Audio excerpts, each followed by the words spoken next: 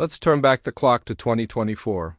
A young Charlie Woods stepped onto the biggest stage of his junior golf career, the U.S. Junior Amateur. The hype was overwhelming, cameras everywhere. The son of Tiger Woods was expected to make headlines. Or so we thought, but when the tournament was over, it wasn't just a disappointing result, it was a collapse. Charlie posted rounds of 82 and 80, finishing tied for 240th out of 264 players. Nowhere near the cut for match play. It wasn't just a loss, it felt like a public meltdown. The media blamed nerves, inexperience, or, bluntly, the pressure of carrying his father's name too soon. A narrative quickly took shape. Charlie. Woods isn't ready, but what if that failure was exactly what he needed? Fast forward to the summer of 2025. This is where everything changed. Not during the tournament, but before it, because Charlie Woods didn't just show up at the 2025 U.S. Junior Amateur. He fought his way in. It all happened in Coral Springs, Florida, a brutal qualifier with limited spots and no room for error.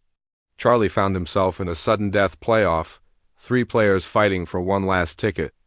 No crowd, no cameras, just pressure, grit, and one shot at redemption. No spotlight.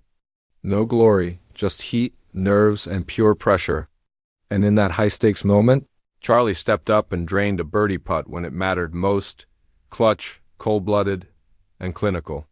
That one stroke didn't just earn him a spot in the championship, it flipped the entire narrative. This wasn't a case of Tiger Woods' son being handed another opportunity. This was a kid who earned it. No shortcuts, no sponsor exemptions, just raw performance under fire. NBC Sports made it clear, Charlie Woods had to battle through the same grind as everyone else. But let's be honest, the spotlight is never the same for him. Every swing he takes is dissected. Every mistake makes headlines. He's not just playing golf, he's carrying the weight of a generational name. And for the first time, he's not being crushed by that weight. He's rising with it. That playoff wasn't just about qualifying, it was a statement. To every player in the field. To every doubter watching from the sidelines. I'm not here because of my name. I'm here because I belong. In every young athlete's journey, there are defining moments, sparks that ignite something greater. That sudden death playoff in Coral Springs was Charlie Woods' spark.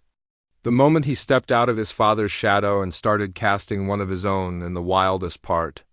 That was just the beginning. Everything about Charlie feels different now. He's not getting invited, he's qualifying. He's not writing legacy, he's building one.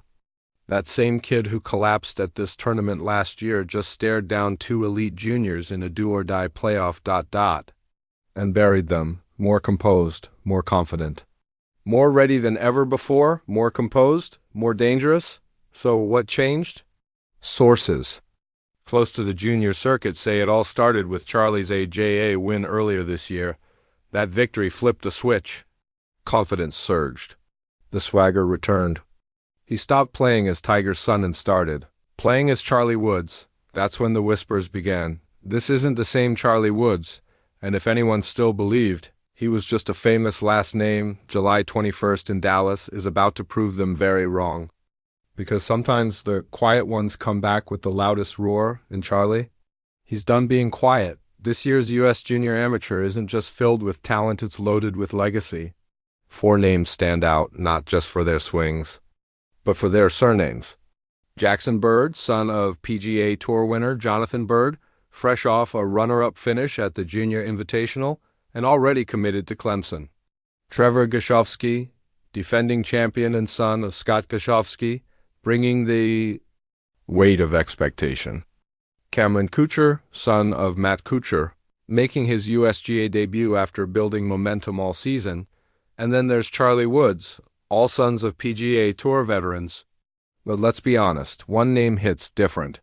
The name Woods carries a different gravity. For years, Charlie's presence at any event came with the same question. Is he really good or just Tiger's kid?